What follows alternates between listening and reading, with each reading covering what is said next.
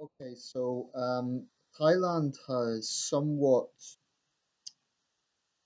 been faded out in the news since the death of King Bhumibol just over 2 years ago, late 2016.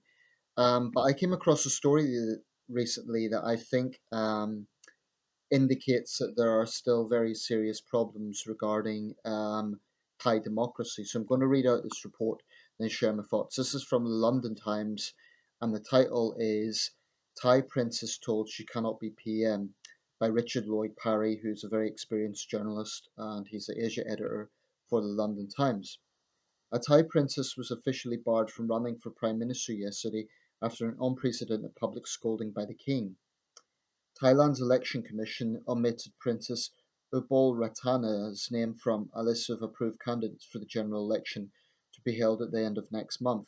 Her disqualification is an attempt to bring to an end feverish speculation amid reports of unusual movements of armoured vehicles and rumours of a coup.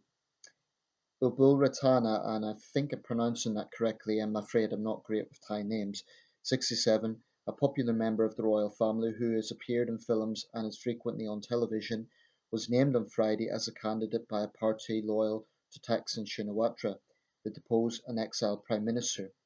Many Thais assumed that she must have had the approval of her younger brother, King Mahad Vajiralongkorn, known as Rama X, 66, but hours later it emerged that this was not the case. The monarch and senior members of the royal family always hold themselves above politics to devote themselves to the service of the country and people, a statement issued in the name of the king said.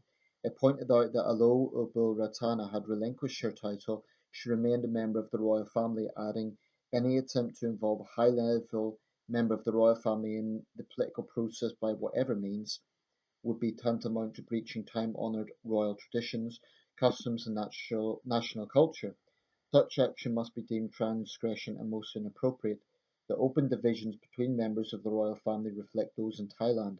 Mr. Thaksin, a billionaire businessman who lives in self-imposed exile in Dubai, was repeatedly elected after his populist policies made him a hero to many poor Thais. Many middle and upper-class urban people hated him, but even after a military coup forced him from power in 2006, his supporters, known as the Red Shirts, won two successive elections. Prayuth Chan-o-cha, the former military chief, overthrew the last democratically elected government in a coup in 2014. That was the government of Thaksin's sister Yingluck Shinawatra. Since then, he has rewritten the constitution and suppressed political opposition to minimise the chances of Mr. Thaksin's supporters' return to power and to enhance his own. Thailand has had at least 30 coups or attempted coups since 1912. I can think of few other countries, certainly few other significant countries. Thailand will be ranked as a middle power that have had that many coups in modern history. Right, there's one thing that the report doesn't mention, and that is Thailand's notoriously harsh Lese Majeste laws. I've got very strong views on that. I've been very vocal about this subject in the past. Now, I'm very pleased that His Majesty did make this proclamation and barred his sister from running, because had she been a candidate, then because of Thailand's laws, Article 112, which makes it illegal to criticise or question any member of the royal family, you would have a situation where a candidate for prime minister of the country cannot be questioned. Now, that is clearly a travesty. Whether or not she relinquishes her royal titles, she would still be a member of the royal family. Um, and that's incredibly dangerous. So I think the king has made the right move, and it's an indication that he is respecting constitutional monarchy. Nevertheless, Thailand is not going to be a true democracy so long as these hideous 112 laws exist. I mean, dozens of people have been arrested over the years, not even on proven allegations, but simply on rumours. They have also suffered the wrath of fanatical royalist mobs.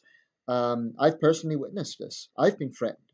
I know what these people are capable of, and I don't think Thailand can call itself a democracy so long as people are jailed for questioning members of the royal family. Um, there are many monarchies around the world, but in other monarchies, certainly not here in the UK, No one is going to go to jail for questioning Queen Elizabeth II or Charles or Kate or William or any members of the royal family. And that's the way it should be. That's not going to happen in Belgium or Spain or Sweden or, as far as I know, Japan. Um, Cambodia is a question mark. I think it might be going down the path of Thailand. But this is definitely not democratic. One of the hallmarks of democracy should be freedom of expression. Thailand has an appalling record on freedom of expression. Yes, there are multiple newspapers in the country. Yes, there are different political parties, but Thailand has definitely went down a dark path, and over the last 10 years, it's got worse. So this is a good move.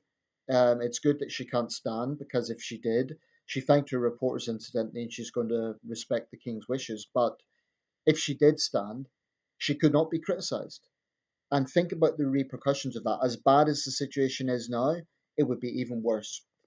So I really hope in my lifetime, and preferably in the near future, Thailand recognises that there cannot be true democracy until these ghastly 112 laws are abolished. Now, I'll probably get insulted, maybe even threatened by fanatical Thai royalists, because these people they're zealots. They're not interested in critical thinking or reason or respecting different opinions. They are extremists. So the land of smiles is really a facade. And Thailand's a beautiful country. I have nothing against the country, but these ghastly laws are an abomination. They are an assault on basic human rights, and they need to go.